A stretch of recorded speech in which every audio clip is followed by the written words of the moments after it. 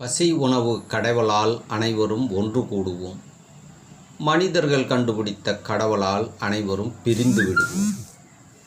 பசி உணவு கடவுளால் உலக சமாதானம் இருந்து கொண்டிருக்கிறது. பாதியில் கண்டுபிடித்த மனிதர்கள் கடவுளால் உலக சமாதானமும் வரவில்லை, மொத்தம் பிரிந்து விட்டது. பசி எடுத்ததா, மகிழ்ச்சியாக உணவு சாப்பிடுங்க. அப்பா அம்மா வீட்டிலே வச்சுன்னு பத்திரமாக பார்த்துக்கொள்ளும். ஆதி தாய் தந்தை இரவு பகல் துணையோடு பசி உணவு மகேந்திரன் நிகழ்ச்சியை துவங்குகின்றேன். படுக்கும் பொழுது ஒரு மகிழ்ச்சியாக சிரித்துவிட்டு படுங்கள். எழுந்ததும் மகிழ்ச்சியாக சிரித்துவிட்டு உங்களுடைய பயணத்தை தொடருங்கள். வாழ்க்கையே சிரிப்பாக்கிடாதீர்கள். ஐயா, நீங்கள் தான் சிரிக்க சொன்னேன், நீங்கள் நல்லா இருக்குது தான் சிரிக்க சொன்னேன், புரியுதுங்களா? வாழ்க்கை அதுக்காக சிரிப்பாக்கிடாதீங்க, புரியுதுங்களா? கண்ணாடி இதுக்கு மேலே தான், புரியுதுங்களா? என் வீடியோ வர்றது, என் வீடியோவை நான் 5 முறை பார்த்துட்டு சிரிச்சுட்டு படுப்புங்க, புரியுதுங்களா? கனவு வரக்கூடாதுன்னா நம்ம வீடியோ பாருங்கள், கனவு வரணுன்னா வேறு டென்ஷனான வீடியோ இருக்குது. நைட்டு ஃபுல்லாக தோத்தம் எல்லா ஜீவராஜையும் தோத்தம், புரியுதுங்களா? அது மாதிரி எப்படிங்க ஐயா சொல்கிறீங்க? நானும் அது மாதிரி வீடியோ பார்த்துட்டு படுத்து தோர்த்துச்சு, அதுலேருந்து யாரை கேட்டேன்ப்பா? இது மாதிரி பார்க்கக்கூடாது, சிரிச்சுட்டு மகிழ்ச்சியாக படுக்கணும். சரி, தலைப்பு இப்போ பார்த்தீங்கன்னா பல தலைப்புகள் பார்த்துன்னு வரும். இதில் பசித்தர் சித்தர், எல்லா ஜீவராசிகளும் நலமோடு வாழ்வதற்கு காரணம் நன்றி உணர்வோடு இருக்கிறது.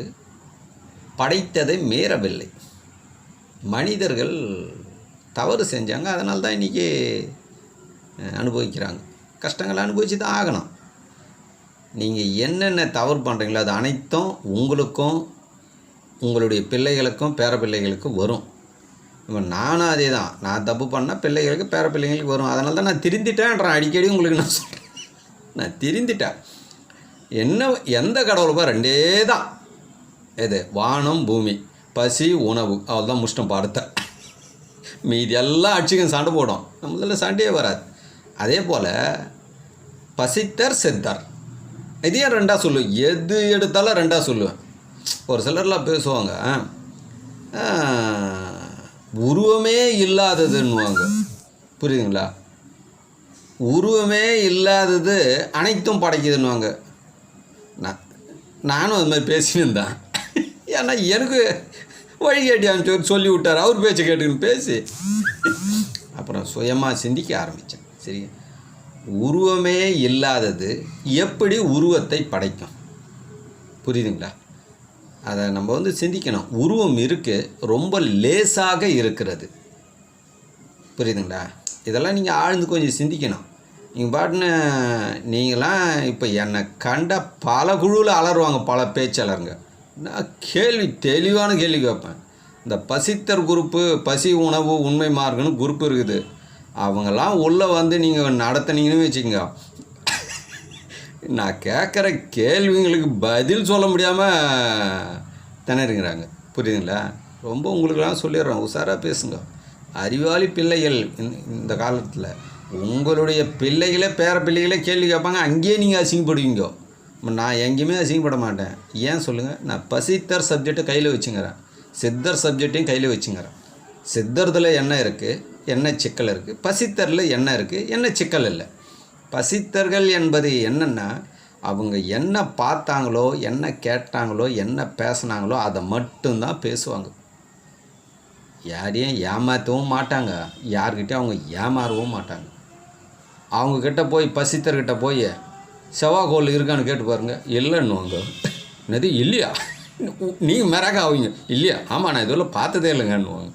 சூரியனை பார்த்துக்கிறேன், வானத்தை பார்த்துக்கிறேன், சந்திரனை பார்த்துக்கிறேன், நட்சத்திரத்தை பார்த்துக்கிறேன், பூமியை பார்த்துக்கிறேன், இயற்கையை பார்த்துக்கிறேன், புஷ்டாங்க பாடத்தை. இவங்க இஷ்டத்துக்கும் சொல்லுவாங்க, அது இருக்குதா இல்லையா?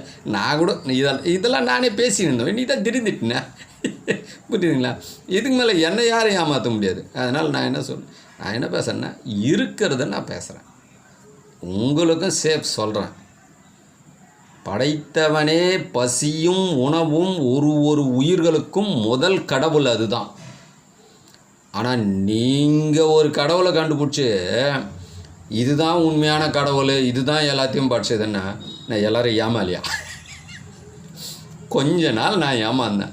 இப்போ என்னை பிரபஞ்சமே நேரடியாக திட்டிச்சேன். புரியுதுங்களா?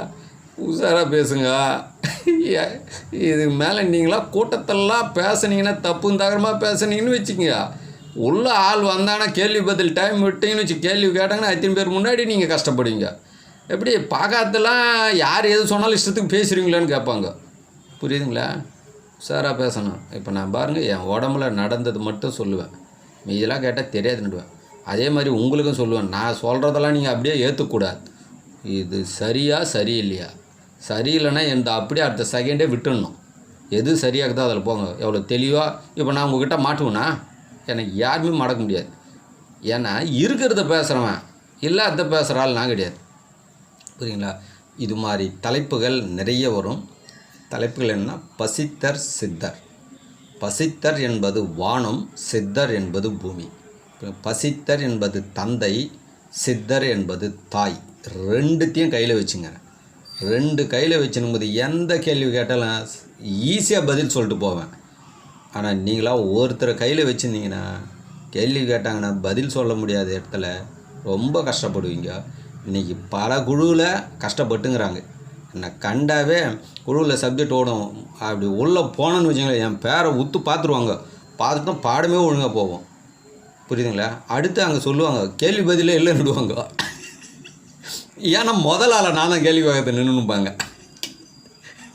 புரியல? என்ன கேட்பான்னு தெரியாது. இப்போ சித்தரில் கேட்பானா சித்தரில் கேட்பான். நமக்கு சித்தர் மட்டும்தானே தெரியும். இப்போ நமக்கு முன்னோடிகள் மகான்கள், சித்தர்கள், மகரிஷிகள், ஞானிகள், யோகிகள். ஒத்துக்கிறேன். சித்த மருத்துவத்தை கண்டுபிடிச்சாங்க, மூலிகைகளை கண்டுபிடிச்சாங்க. புரியுதுங்களா? இதெல்லாம் நிறையா கண்டுபிடிச்சாங்க அவங்க. புரியுதுங்களா? ஆனால் ஒன்றுத்தில் அவங்களுக்கே டாட் வச்சிடுச்சு. எதுன்னா கடவுள்ன்றதில் டாட் வச்சிடுச்சு. புரியுங்களா? பசித்தர்கிறதுல அந்த டாட்டு வைக்கலை, உஷாராகிட்டேன். அவங்க என்ன சொல்லிட்டாங்கன்னா, இந்த உடல் படைத்ததுன்னு ஒன்று இருக்குது, அது எதுன்னா பசியும் உணவுன்னு கண்டுபிடிச்சி அதோடு நின்றுட்டாங்க. இது எப்போது? 1,00,000 வருஷம், 1,50,000 வருஷம், எனக்கே தெரியாது. இந்த அறிவை விதைக்குள் பசி இருக்குது என்று தமிழர் வேளாண்மை ஞானபிரகாச ஐயா தான் விளக்கினார். அதுக்கு மேலே தான் கடந்து உள்ளே போனேன். இந்த பசித்தர்ன்றத வார்த்தை கூட முதல் ஞானபிரகாச ஐயா பேசி தான் நான் கேட்டேன். புரியுங்களா? அதுக்குள்ளே தான் கடந்து போனேன். எங்களையும் வானமும் பூமியும் தேர்ந்தெடுத்து கொடுக்குது. நீங்கள் பேசுவதற்கு முன்பு உங்களுடைய பிள்ளைகள் முகத்தை பாருங்கள், உங்களுடைய பேர பிள்ளைகள் முகத்தை பாருங்கள். நல்ல விதையை விதைத்தால் வளமாக வாழும். விதை சரியில்லை என்றால் அதுபோல் நீங்கள் பேசுவது சரியானதா என்று சிந்தித்து விட்டு பேசுங்கள். ஏதோ எனக்கு புகழ் கிடைக்குது, கூட்டத்தில் அப்படியே கிடைக்குது அப்படின்னா அதுவே நாளைக்கு பின்னாடி பிரச்சனை ஆகிடுங்க. இன்றைக்கி உலகமே பிரச்சனையில் மாட்டேங்குது. இதுக்கு மேலேயாவது நான் மாறினேன், அது மாதிரி நீங்களும் மாறுங்க. ஆழ்ந்து சிந்திங்கள். நன்றி, மகிழ்ச்சி.